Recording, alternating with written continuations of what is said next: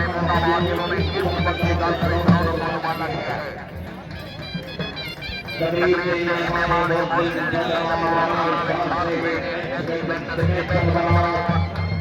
ਭਗਵਾਨ ਨੇ ਹਿੰਦੀ ਕੇ ਸਪੀਡ